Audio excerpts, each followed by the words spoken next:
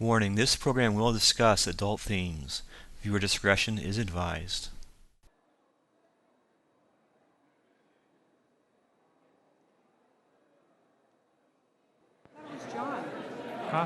The priests have on people, I wouldn't be here tonight if not for you.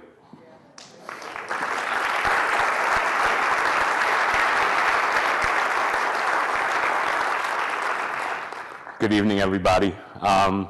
I hope you'll bear with me. I've never quite done something like this before, and my enthusiasm in response to Father's and Angelo's request is only tempered by the fact that I'm a little bit nervous up here. So, as they said, I know I'm among friends, and Tina, when I said to her today, can you tell me how to feel, what I should say, since I know that she had given testimony last year. She looked at me with these big eyes, and she said, just remember that you're loved. And I forget that. That's one of my wounds, is I easily forget how much I am loved by other people. And so hopefully that's one of the benefits that comes out of tonight. I certainly want to begin by thanking Angelo and Father for asking me to do this tonight. And I also want to take a moment to thank some of the most wonderful guys in the world, and that's our Philly Courage chapter. There's a bunch of them up here, and there's a lot more who aren't here tonight.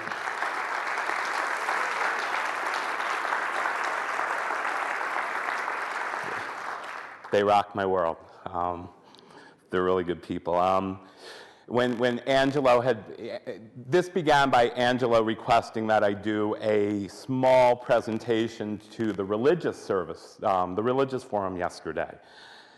And I said, that sounds easy enough, I can do that. And I prepared an outline, and I had sent it to him to look over. And then he called me a week later, and he said that there was somebody else who was originally scheduled to give testimony from a male perspective tonight, and that person had canceled.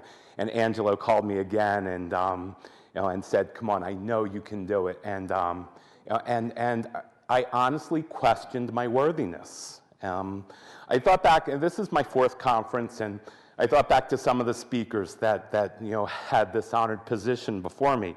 Our own Richard, who's up there, who practically invented Courage in Philadelphia. And Angelo and Tina, who, they worked with a man that I think will someday be a saint, Father Harvey and all.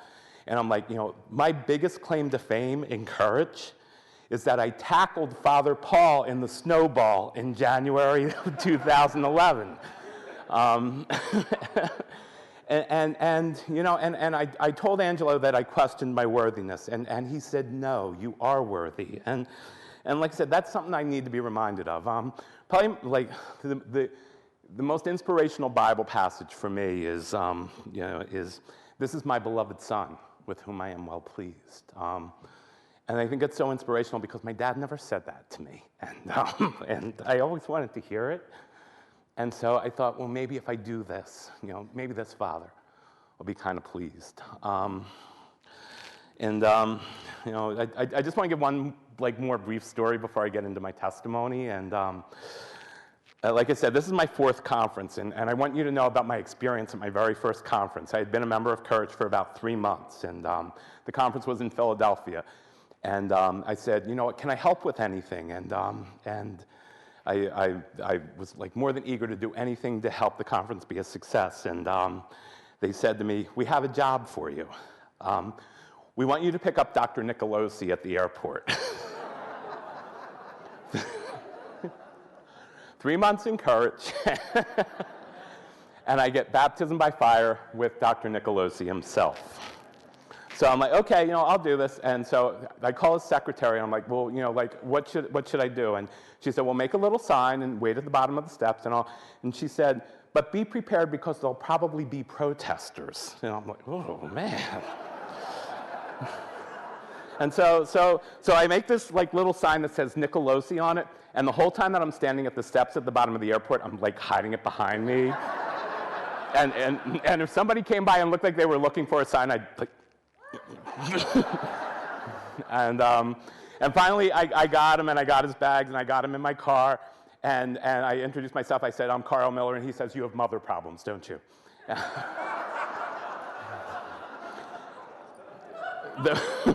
Those of you that came to Villanova know that it's probably like a 15-minute ride from the airport to the Villanova campus, except that day. We pull out of the airport and hit traffic. An hour and 45 minutes later, after I have been psychoanalyzed from A to Z, I get to say, Dr. Nicolosi, welcome to Villanova. 4 years later, I'm still here. Obviously,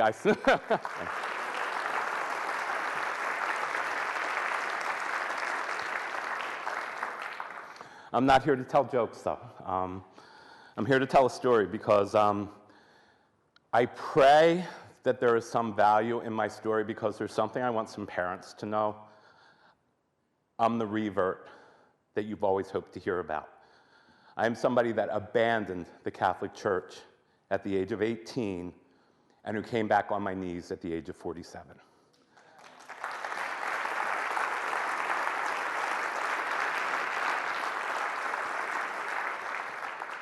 And I've struggled with the church like I've struggled with many things, but today I stand here and say that there's some big truths out there, and we know them. And I'm so glad that I was reintroduced to them by some wonderful people along the way. Let's try to tell this story. Like I said, I've never done this before, and so I hope you'll bear with me. I have some notes. I'm probably going to refer to them, but like this is from the heart, and that's why I didn't want to stand at the podium and read, because this needs to be as authentic as it possibly can be. You know, I am a Catholic child. I was brought up in a large Irish Catholic family in a suburb of Philadelphia. 2 older brothers, an older sister, a mother who you know, was in church multiple days during the week, a father who had no faith in his life whatsoever, but left it to my mom to decide what was going to be done in terms of religious education. My 2 older brothers were 9 and 10 years older than me, really not a huge part of my life. My sister was 3 years older. My sister wanted a sister. And so there was like, you know, like, come on, Karl, let's play dolls. And you know, and I would do it because I always wanted attention. You know, and to this day, I can still be that way. And it's really like a selfish trait, but I just always wanted people to pay attention to me. You know, we had a lot of parties. You know, dysfunctional family is such an overused term. My family was dysfunctional. And we just we had these drunken. My mother had 9 brothers and sisters, and you know, and everybody had lots of kids, and we had these giant parties at our house all the time, and you know, and you know, and everybody got drunk, and you know, and one time, you know, I'm like waiting outside the bathroom to use it, and my one uncle says, you know, come on, guys can pee together, and you know, and he took me in the bathroom like during this party, and you know, things weren't right, like what that means in the big picture, I don't know. You know, I try not to focus on it, but there were like all these little things that happened over the years that, you know, eventually left me feeling like I needed to defend myself, and I basically isolated myself from everybody along the way. I was a religious kid. I was an altar boy all through grade school. You know, I wanted to be a priest up until the time I was 15 years old. You know, and then at 15 years old, I found pot. You know, and you know, I'm 53. I don't mind saying that. You know, it took a lot to get to this point, and I'm kind of proud that I'm still standing. But you know, like I smoked my first joint at 15, and you know, that was like the release that I was always looking for. You know, it just like took the edge off the world. It made things like less fighty and you know, and less crazy. You know, I was never one of those kids that, you know, like everybody picked on or you know, like that had all kinds of problems. I was one of those kids that fit in with everybody. But the problem with people like us is we might fit in with everybody, but we don't let anybody know us. So while I was friends, with a lot of jocks, and I was friends with like the real smart people, and I was friends with this group, and I was friends with that group, nobody ever, not even my family, knew me. And that was by design. I learned early on that the smartest thing to do was to just keep everything separated from people. And I knew early that something was wrong. 13, 14, I had no interest in girls. They were great friends. We could do stuff after school. We could listen to records. We could do things like that. And my friends were talking about, I feel this way about Sue Allen, and I just don't feel that way, and I knew something was wrong, but I had nobody to share those thoughts with. And so, like I said, at like that 14, 15-year-old stage, I started separating facts about my life from people. So, like, my mom would know this, and my brother would know this, and my friends from school would know this. And I know I'm not unique. As much as I like to think so, I am not terminally unique. And so I know stuff like that is a common sentiment among so many of us, where we just like hide portions of our lives from people. Senior in high school, two things that are like a part of my story occur. Like I said, I'm 53. I know there's people who are around my age in this room, and I don't remember. Does anybody else remember when Dave Kopay's autobiography came out? Just thank you. I was in high school. Dave Kopay, for those of you that don't know, was an NFL player, and he was probably the very first player to come out. He had retired, but he wrote this book. Now, I couldn't own, like, God forbid I buy the book, and God forbid I'd be seen with the book. But I used to go to the Phoenixville Library like once or twice a week, and I would take it off the shelf, and I would read like the next 10, 15 pages. I don't know exactly what I was looking for, and like to younger people, this is probably like such a joke, but we didn't have access to like pornography and things like that. There was no internet in the mid-'70s. And so like Dave Kopay writing this book and talking about his first same-sex experience was huge. And like I'd sit there and I'd read a couple more pages, and then I'd sneak it back onto the shelf, and I'd come back in a couple more days, and I could never check it out, but that's how I read his autobiography. And I found it arousing. But the big one, there's a paper in Philadelphia, the Philadelphia Daily News. And the Philadelphia Daily News, in its sports page, had like the listing of adult theaters in Philadelphia. And they had the the Trocadero was showing this movie, and and it's all female porn. But there was one little block on the bottom of the page for a movie theater on 13th and Sampson Street in the city, and that was the all-male theater. And every Monday, I would look and see what the movie was that week. Now, I lived about 30 miles outside of the city at this point, and I watched this with fascination. And I finally decided that I was going to take myself to this movie theater. So at 17, senior year in high school, I skipped school one day. I get on the bus. I go down to Center City, Philly. I hand over whatever it was, and I went in. And I had my first sexual experience. And I was shocked. I had no idea what I was getting myself into. I was so wholly unprepared for the consequences of that act. And the worst part was, I had absolutely nobody to talk to about it. I ran out of there, and I got the next bus home, and And I just like run up to my room, and my mom's like, what, do you have a bad day at school or something like that? And I just like stayed in my room, and probably for a good 2 weeks, I just like I came home from school and I went to bed, and I wasn't prepared. I thought I knew so much. I thought, like, I'm smart in school, I have a brain, I think I know everything, and nothing prepared me for that first experience.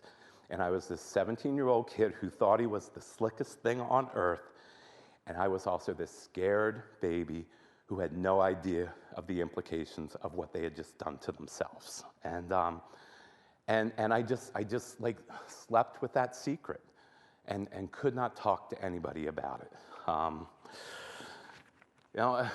I finished high school. I went to college in Philly, and my first week, my parents moving into the dorms, and we're going to see what's going to happen here and all that. And I should add this: when I left for college, my home life was a disaster. My two older brothers just did not get along at all. The second oldest passed away about 4 years ago. From the time they were probably in their early 20s till my other brother passed away, they never spoke to each other. Somebody mentioned that I should tell this story because this is my family dynamics, okay? Thanksgiving, every year, we had 2 dinners. My mother would have the 12 o'clock turkey and the 5 o'clock turkey because my brother, I can laugh about it now, but we had to have 2 meals because my brothers could not be in the same room with each other. And my sister, my younger brother, and I had to come to both. And when we complained about it, my mother would say, "You're breaking my heart." And wait, aren't they the ones that are breaking your heart? But see, this is how this is the dynamics under which my family responded to anything. My mother would invent creative ways to deal with unmanageable crises, and my father would sit in his chair and have another beer. And meanwhile, we just struggled. No direction, no purpose. It was just really hard. But anyway, so I moved to Philly. My first year of college, my first week on campus at LaSalle, I meet Jane Woods. And Jane Woods is about 5 years older than me, and she is like the liveliest, funniest, most artsy, most creative person I ever met in my life. And we just hit it off from day one. And that first weekend, she says to me, "Let's go out dancing." And I'm like, "Great." And we went. There was a club in Philly at that time called Rainbows, and that was my introduction to the gay life. Aside from the horrible sexual experience, this was the life. This was dancing until 2 a.m. and all that, and it was like the most fun night I ever had in my first 18 years. And I thought, oh boy, this is it. And that was my whole introduction to the culture. I entered the lifestyle at 18. As I mentioned, I was smoking pot already. Quickly, found the pleasures of drinking. This is 79, 80. It's really a little earlier than that, 78, and so we're post-Stonewall, pre-AIDS.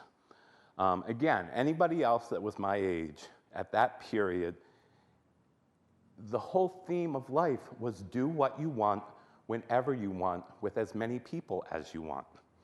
And I was like, I'm good with this. I just thought it was an open invitation to pursue whatever it was that I wanted, and I fell for it totally. About my sophomore year in college, I was still going to church.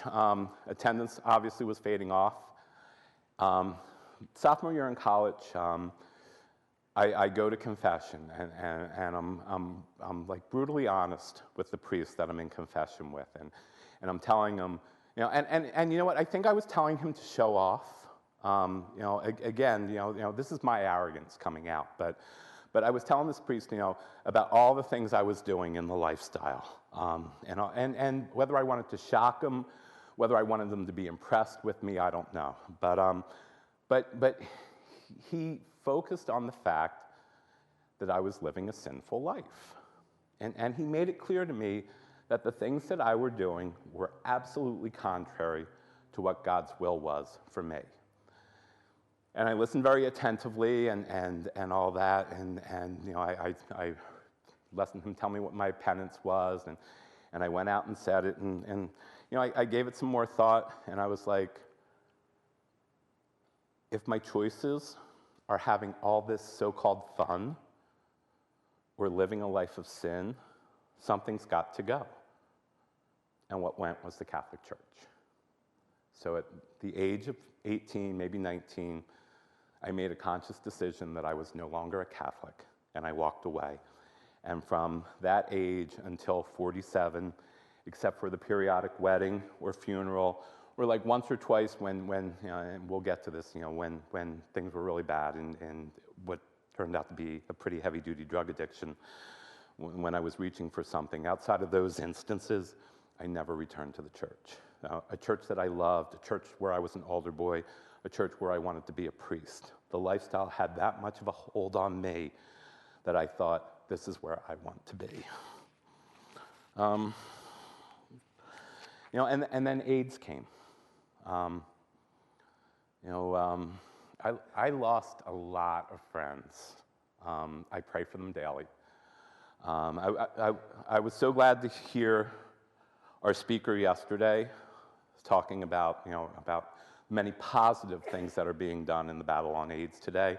I encourage everybody to pay attention to the battle and to do what you can to help. The World AIDS Conference, and I'm sorry this wasn't mentioned, the World AIDS Conference begins tomorrow in D.C., and Dr. Francois, and I always forget her last name, but she is the individual that won the Nobel Prize for isolating the AIDS virus. She says that we're on the threshold of a cure, and that's something we all need to pray for, because too many people in this world die needlessly because of AIDS. But anyway, I started losing friends. It didn't stop me. It made me a little more careful, but it never stopped me from being active. I went through a succession of boyfriends. I always thought it was great to have a boyfriend. I was never true to them. I don't know why I said they were anything more to me than somebody I was sleeping with, because it was never monogamous.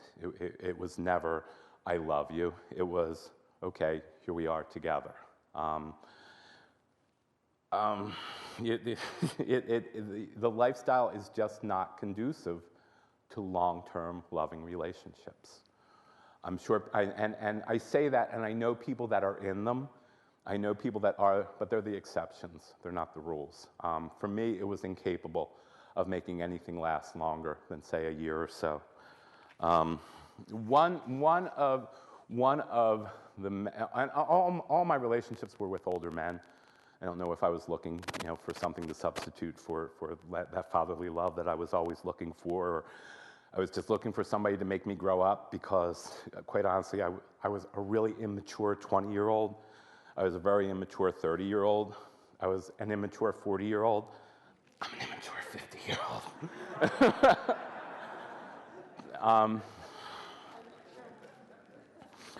But one of the men that I was involved with, and this was in my mid-20s, told me that it was my duty to come out.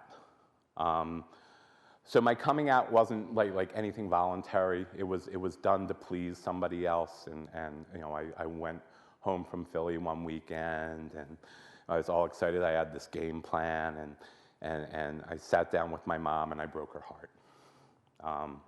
I had to be honest with her. That's what I was told. And when I finished telling her, the one thing she said to me was, "Please don't tell your father." And I didn't, and that was hard, because I wanted to tell him, and I didn't want to tell him because I wanted to be authentic. I wanted to tell him because I wanted to hurt him. There was a lot. There was a lot of anger going on at that point. But I respected her wishes. I told my sister, I told my younger brother, and that was enough. And I told selective people over the years.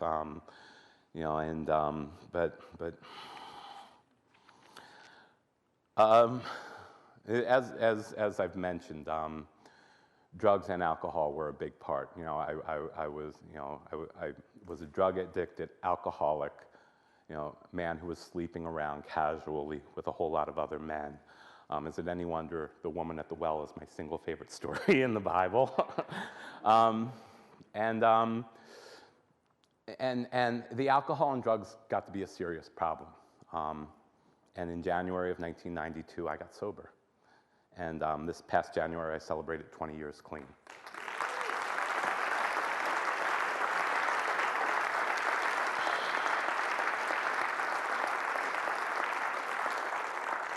Again, I am sure there's other friends of Bill W. in the rooms. How about we see about having a meeting next year? But my first couple years sober, I was still going to bars because that was the center of what I knew, and I was still looking for the company, I was looking for somebody else who was. I was always looking outside myself for somebody to fix me, and I was miserable on bar stools in my early 30s, still drinking. So you can just imagine what it was like being sober. Coming to 1:45 in Philadelphia, bars close at 2 o'clock. So it's 1:45 and you're still sitting alone on a bar stool on a Saturday night, and you're like, what's wrong with me? You want to feel a real healthy dose of low self-esteem. Try doing that. Try realizing that it's never going to get any better than that, and yet telling yourself the following Saturday night, this time it will. And doing that week after week after week. And I say it, I've said it to our chaplain, I've said it to Father Check, and I've said it to a number of other people. Where Courage is missing, one of its huge selling points is the cure for that loneliness, the cure for that 1:45 in the morning on a Saturday night loneliness, because I don't feel that anymore. And that's because of some wonderful people that are in my life today. But like I said, it didn't stop me. Eventually, I just burned out on it. That's hard to do week after week, expecting that this is going to be the week. And sometimes, sometimes you even thought it was on Sunday morning. It never was. It was just, the lifestyle, and this comes from a 30-year veteran. The lifestyle is so full of false values, values like attractiveness and money, they're false. And the problem is we keep kidding ourselves that they're not. My big thing was, I would, what are you doing Saturday night? I'd call this friend, okay, we'll do that. And then I'd call this friend, what are you doing Saturday night? Oh, we're doing this. And I would do this with 3 or 4 people, and I would always go out with the one that I thought had the best plans, meanwhile, blowing off everybody else that I knew. Eventually, though, like I said, it just got tired. It got to be a rut. It got to be a routine. And so I turned to porn. And I'll reference them again down the road, but there's a writer and a minister by the name of Rob Bell who plays a huge part in my getting back to the Catholic Church. He's not a Catholic, but some of the stuff that he's written, was a cornerstone to my return. And Rob Bell says that lust promises what it can never deliver. And I bought the promise of pornography. I bought the fact that I could have exactly what I wanted, just by paying a few dollars and putting it up on a screen and sitting there all night long looking at stuff that my eyes have no business looking at. And so I fell into the porn trap, just like so many of us do. And if you're in there, I go back and forth on accountability. There's times when I love having it in place. I've used filters and all that, and they're wonderful. And sometimes I feel like I don't need them. And when I say that, that's when I do need them, but I don't have them on. So when I'm telling myself out loud now that I don't need a filter, it's because I'm saying I do need one, and somebody needs to call me on my crap. But anyway, I mentioned Rob Bell, and I guess it was about 2006. Somebody had given me a copy of the book Velvet Elvis to read. Now, anybody that's familiar with the 12 steps in any way, shape, or form, you know that the second step is came to believe that a power greater than ourselves, and the third step is made a decision to turn our will on our lives. I was on a perennial search for a higher power. I wasn't coming back to the God of my childhood, to the Roman Catholic God, because everybody was saying, one, that he hated gays, and two, that they were recovering Catholics. I don't know if anybody's heard that expression. It makes me cringe. But go to any kind of 12-step meeting for any length of time, and I guarantee you that people will raise their hands and identify themselves as a recovering Catholic. And I bought the lie. I bought in, and I thought, I'm not going back to that church that hates me. So I would do the spiritual seeking. There used to be this great bookstore on 4th and South Street in Philly called Garland of Letters. And they'd have like sections devoted to Hinduism and Taoism and this and this and this and all. And so like every 6 months I would rotate my God. So like, and people got the biggest kick out of it. They're like, hey, Karl, what are you this week? And I'm like, oh, I'm a Zen Buddhist, with 1 foot in the Ganges and like what a crock of shit.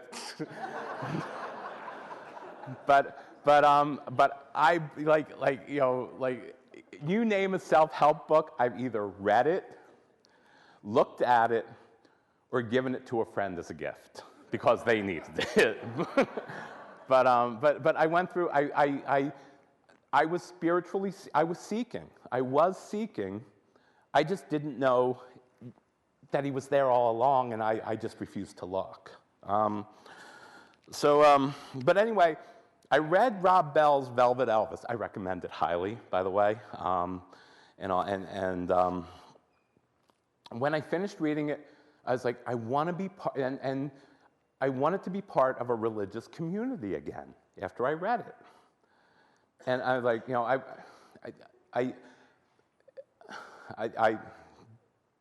I didn't know where to turn though. So I started checking out, non-sectarian churches. Like I was auditioning churches, I found my way to a Unitarian Universalist church, and it was a good stop for a little while for me, because it got me back into community with other people that were seekers. But what it really did for me, I got to the head of the place where I went was also in recovery, and he said, "You know what? You need something." And I knew I needed something, but his thought was I needed like something to give me an anchor, and he thought that I should try teaching some teenagers. And he said, "How would I like to lead a Sunday school class for a while?" He said, "I'll leave it up to you what you want to teach them." He said, "You just have to get my approval on it." But he said, "Why don't you do this for a while?" So I started teaching 13-year-olds about ending modern slavery and preserving resources. Like 1 week, we baked, and this gets into some social issues that that's not the purpose of my talk, but the chocolate industry is 90% provided by slave labor. Look for slave-free chocolate. I'm done preaching. So we made slave-free chocolate chip cookies, and we sold them at services, and we raised enough money to fund a raid on a rug factory in India and free 10 to 12-year-old kids who were in slavery there. And I started feeling good about things. I started developing a social conscience all over again. And what that did was make me think, you know what? There's more to this. And all of a sudden, it was like, I need to go home to the Catholic Church. Because I knew, ultimately, here's where the truth was. And I needed to get back to the truth. And I was terrified of that, but I knew it was where I needed to be. So I started like once a month going to Catholic services all over again. God was good. There was a church a block away from where I was living, and I would go there and all that. And I finally decided that after 30-some years, it was time to go to confession. Someone had recommended an abbey nearby where we live, and said, you know what, make an appointment and do this right and talk it through. And I said, this priest will be wonderful for you. And so I call and I make this appointment, and I get over there and I sit down, and this priest is wearing a rainbow fish. And I was, I still wasn't, I still wasn't sure about, but I knew that wasn't I knew the Catholic Church hadn't changed that much in 30 years. So I sit down and I start telling him my story, and he seemed a little too preoccupied with some of the details. And I was like, this doesn't feel right. And it drove me back away from the church for a little while, to be honest. I would still go to services here and there, and I was still looking for my fix in this world. I finally made it to confession again. I got through the confession and all that, and maybe went to confession again, but no one ever told me about courage.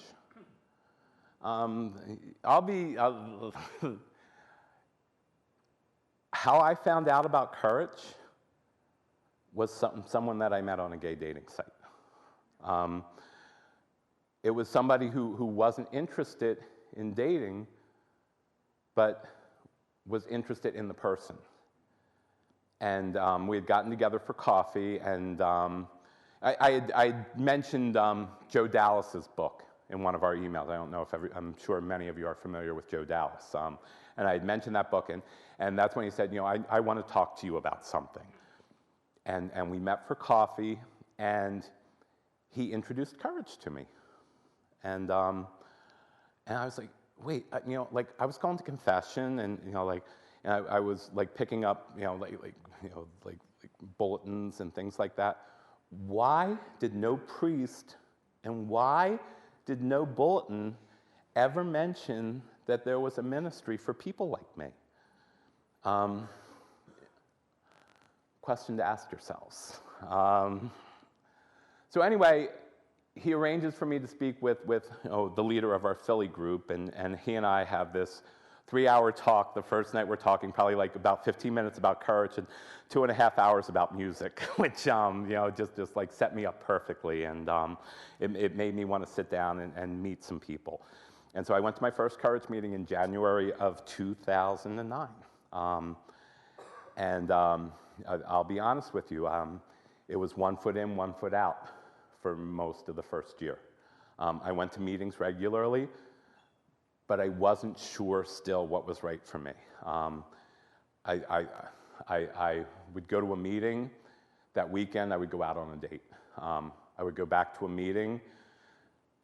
But eventually, like, the guy started to, like let's go to a movie this weekend. Let's go to dinner. Let's do this. Let's do that. And so I started filling the void. And you know what? For me, that proved to be so much bigger and so much better than trying to casually and anonymously meet people off the internet or things like that. Having that chance to feel more fulfilled, to go to church with a brother, and then go out to a movie, or go have dinner, go do things. We went to Gettysburg to hike, and we got like a half hour into our hike, and it started pouring down rain, and all. And like, it just seemed like disasters happened a lot whenever we did things. You know, like I'm thinking, you know, like here I am, I'm supposed to speak here, and you know, it's been raining for 3 days and all, and I'm thinking, you know, like, okay, well, if a priest could have that much rain on Thursday, you all better warn your neighbors when I was speaking on Saturday. But you know what? Everything started feeling good. Everything started feeling right. And what made the biggest difference? The Sisters of Life. Are they here?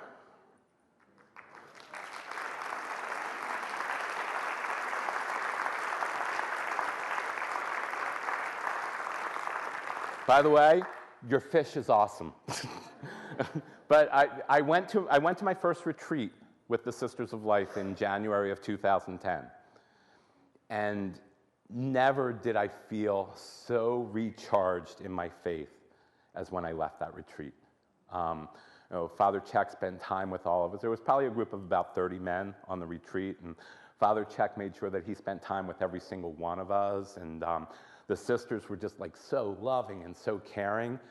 And one afternoon when I had like a free hour, I took Augustine's Confessions off the bookshelf and I started reading it.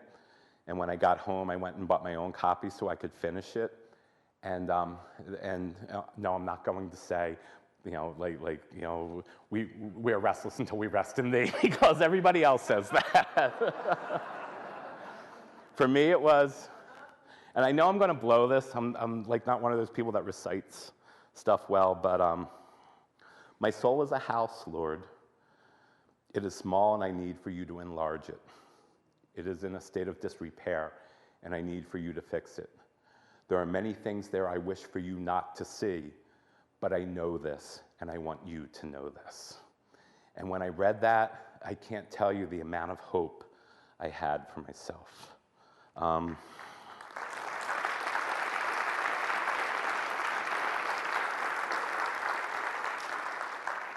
Where I'm at today, you know, like the last couple of years have been such a blast. Thank you, every one of you. Because I know, like I said, it's my Philly brothers that I spend the most time with, but you know, I've been able to get to a couple of the conferences and, you know, just some more retreats and sports camp. Plug sports camp. You know, it's awesome. Father Donovan over there, like the best volleyball player ever. But you know what? I've taken a role in our group. You know, we all need to step up. Please do. And I make sure that I get involved, and I make sure that whenever I have a chance, I'm at a meeting. And I make sure that I take my turn organizing things. Last September, 12 of us went to the Outer Banks for a week. You know, like what a blast. You know, 12 of us rented a beach house for a week, and we shared, you know, fellowship and, you know, that sense of being brothers together. You know, but outside of Courage itself, you know, one of my biggest struggles was always with straight men, making friendships with them. You know, most of my friends my entire life were either female or other same-sex attracted men. The guys that I tended to pick to be my friends were guys that I was attracted to, and that's never going to work long-term in a friendship. About a year and a half, 2 years ago, our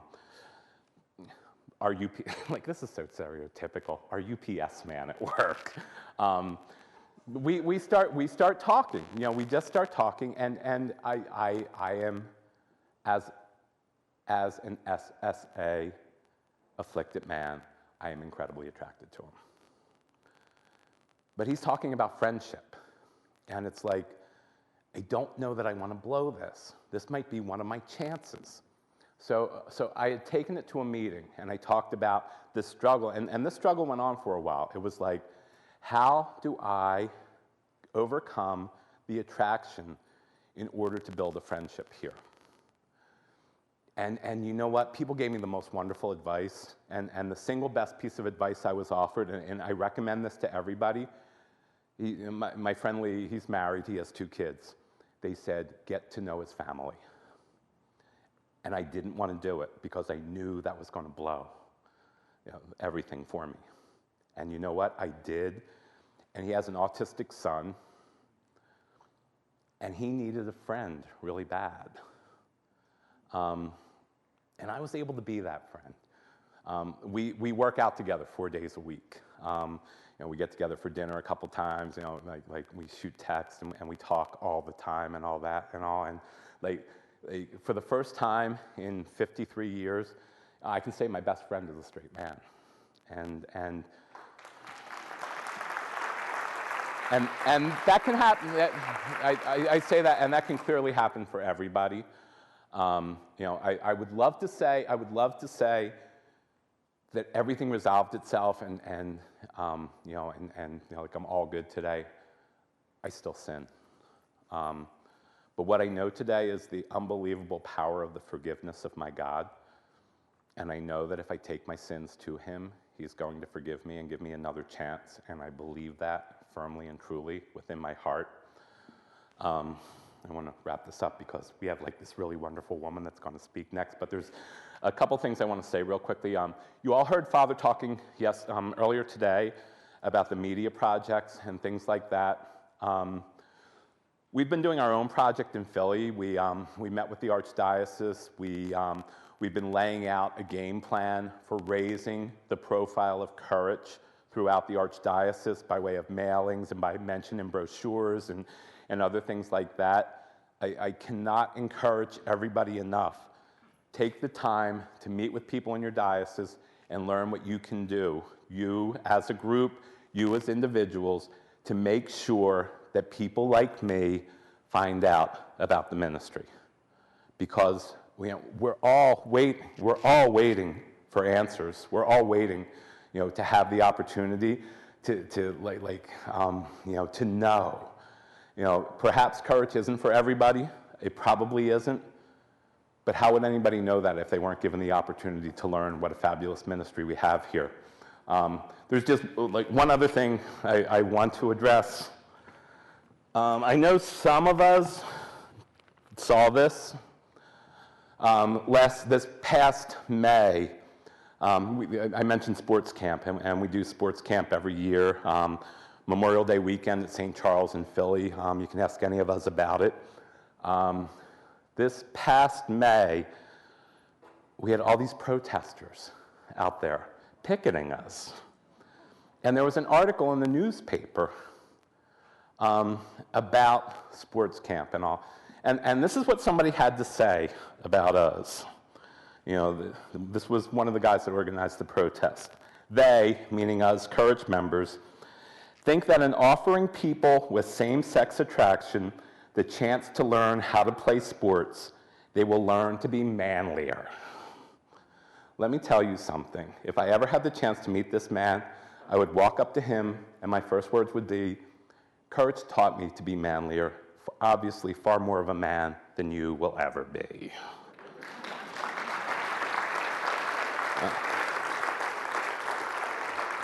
I have my God, I have my friends, I have my life back. I couldn't ask for anything more, and I thank all of you for making that possible.